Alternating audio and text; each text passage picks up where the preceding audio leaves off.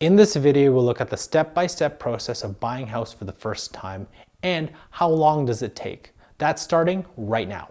Welcome to Homebuyer School, brought to you by Brookfield Residential.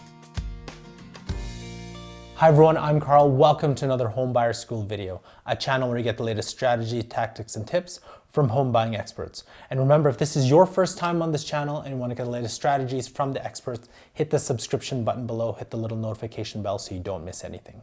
So today I'm joined by Kevin French, realtor with Remax Realty, and the question we're going to answer today is, what is the first time home buying process in 2019?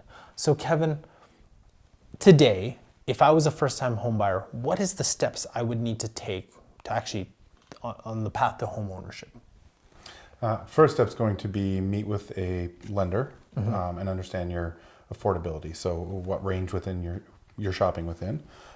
Then you're going to want to start looking at, you probably already have an idea of the areas that you want to live in. And then it would be good to understand those areas more through whether it's a brand new home and you're looking at the new build options in the area, or if you're meeting with a real estate agent and then going to discuss, what your options are and then what your needs are with them, and then they'll be able to narrow things down from there. So first of all, we got obviously your financing, right? And again, if you want to know more about mortgage approval process, check out our playlist here in the description below. And the second thing in terms of is area. So when you're looking at an area, what are some of the things that you want to keep in mind? It depends on the person and what their needs are, but most important is going to be amenities. Are the amenities there? Are the amenities coming? How far do you want to be away from them? How close do you want to be to them? Schools, if that's important, if the home buyer has children. And then access to main roads, access to whatever routes they're going to take on a daily basis. And then lake communities, have a community with an HOA fee. A lot of the more inner city communities don't have HOA fees. That's because they weren't really a thing back when they were developed. However, now having a homeowners association and then having a yearly fee allows for your community to have a lot of added green space that the city of Calgary is not going to take care of, or added amenities such as a recreation center, maybe a pool. Some communities, of course, have a lake, which would be included in there. So those are yearly fees that typically range from $150 to $500, which actually add a lot of value for once a year for a one-time payment. And if you want to know more about HOA fees, check out our video above in the description below. So once you've actually selected an area, and then now you mentioned new versus previously owned homes, is there a way to think about, should you buy new versus should you buy previously used? I would say firstly, depends on the person. If you're a person who's nervous about unknown expenses or having to replace a roof, replace a furnace, replace a hot water tank, those are things that are more common, obviously, in a resale property. And then if you're purchasing brand new, you get the comforts of having everything new, of course, and then having the benefits of a new home warranty plus a builder warranty that's going to be included with that. And then you're going to want to make sure that you're purchasing with a reputable builder that stands by their warranty and their product. So, and let's say you've actually selected a home, whether it's new or previously owned. What are the next steps after that? Once some people are more comfortable having a property inspection on a new home as well, but obviously on a resale, I would recommend having a home inspection. And then from there, you go through the property. It's important to have a real estate agent that has a critical eye, and it's important for the buyer to be critical themselves. It's easy to walk into a home and love the vaulted ceiling, or love that it has a big garage, or love that it has a nice ensuite. But the reality is that once you get past all of the nice to haves, you should look at the negatives in the property as well and kind of be more critical so that you understand what you're getting yourself into. For example, renovations that were done professionally versus renovations that were done by the homeowner who is obviously not a contractor, not qualified to do them. And then other things such as the exterior of the property and how the land is sloped and is the foundation going to have issues. Most of these items are covered with the home inspector, but it's important to know what you're getting yourself into so you can feel sound in the purchase in the end.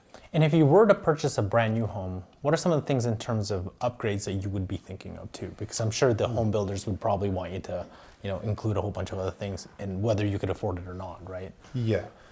In 2009, when it was difficult to sell homes, builders started to include a lot of the things that were then considered luxuries. So you would pay extra for hard surface flooring, you would pay extra for granite or stone countertops, whether it be quartz, granite, or other.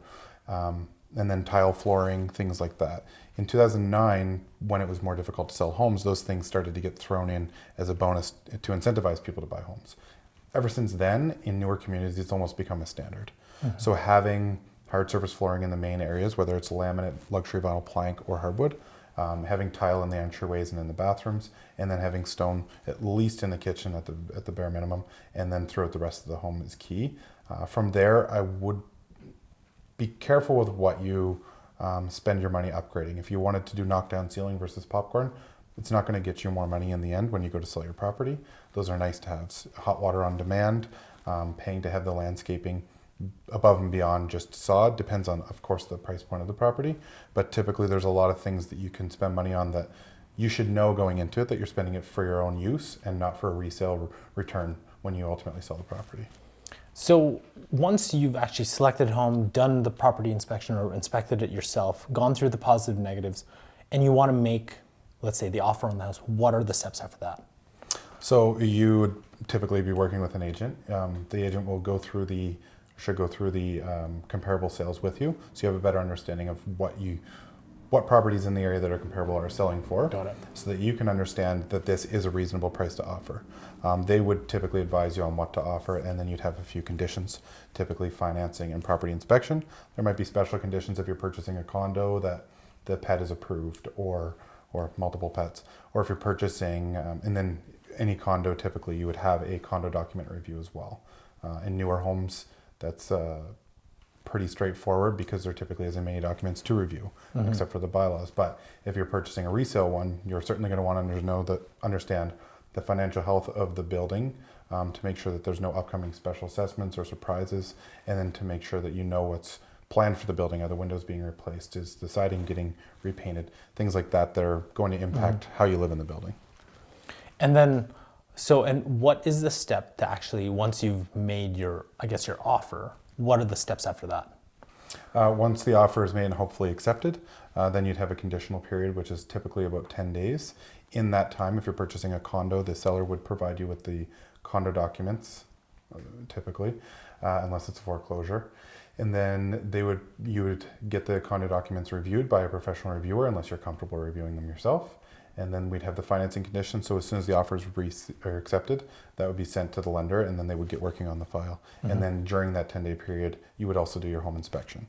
You'd get a report from the inspector, and then if you're comfortable with that and the document review, and you do have financial approval, then you're good to waive conditions, and it's your home. It's your home. Is there a place in there for any legal, like, do you have to hire a lawyer when you're buying a house? You can hire a lawyer and have the lawyer review the purchase agreement and the documents. Typically, if you're purchasing a single family home or a bare land condo, it would come with a real property report. You can get that, you can ask for that or request that ahead of time during that conditional period to have your lawyer review it and make sure that the land is exactly what you're purchasing. But a lot of people opt to not go that route, understanding that it's a relatively straightforward process and the contracts do protect them. Okay. And then from there, so we went pretty much through the entire process of buying a home. How long does it normally take to do that? That depends on the buyer. Some buyers understand and know exactly what they want, and they purchase pretty quickly after they start the shopping experience. I would say on average it's anywhere from 2 to 4 months. Some buyers take a couple of years or even longer, making sure that they get exactly what they want, or they're looking for a specific property it doesn't come on the market often.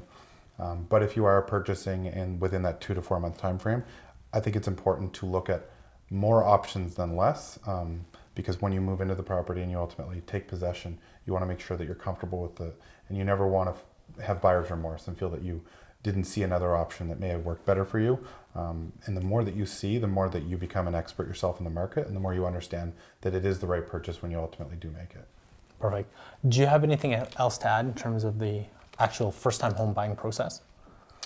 I would encourage people to understand lifestyle is probably the most important thing to them, and not give up give up other things such as a nicer home or a home that's slightly larger to get exactly what they want. If commuting to work and having people over and entertaining is key, then find a place that has a shorter commute to work and it has a nice entertainment area, but perhaps maybe the basement's unfinished, or maybe it's a smaller home overall. Ultimately, I think you should choose what fits your lifestyle, not what fits the larger home or the nice finishes.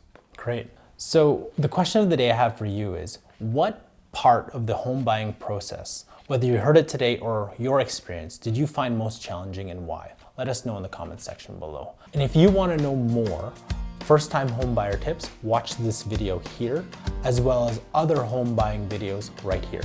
And don't forget to hit the subscribe button to learn more from the experts. Thank you for watching, and we'll catch you in the next video.